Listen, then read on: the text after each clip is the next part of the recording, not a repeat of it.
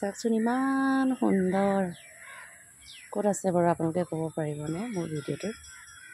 এয়া হৈছে ৰাধাকৃষ্ণ মন্দিৰ। ৰাধাকৃষ্ণ মন্দিৰ ইমান এটা সুন্দৰ পৰিৱেশ চাওকচোন। ইয়াত আপোনালোকে এটাই দেখি পাব গছ গছনি, পখিলা, ফুল, মানে বহুতেই সুন্দৰ হৈ পৰিছে। আজি বতৰটো মানে ইমানেই ধুনীয়া, মানে ভাল লাগিছে। এয়া হৈছে ৰাধাকৃষ্ণ মন্দিৰ।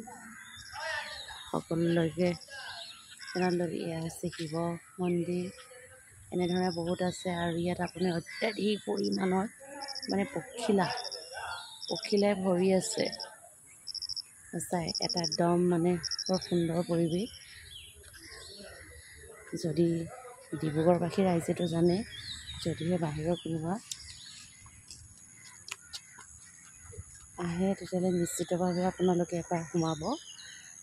আছাম মেডিকেল কলেজৰ ওচৰতে এই মন্দিৰভাগ আছে। আপোনালোকে এবাৰ সোমাই যাব, মনটো ভাল লাগিব। আচলতে পৰিৱেশটো মানে বহুত ভাল লাগে। বহুত এটা ডাঙৰ এলেকা হয়। গছ গছনি সেউজীয়া সকলো ফালে।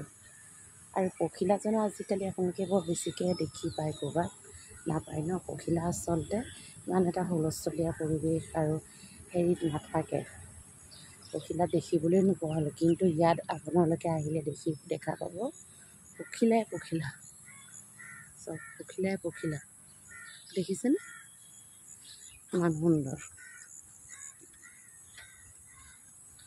সময় সুবিধা পালে এদিন আহিব, চাব, ভাল লাগিব আপোনালোকৰ।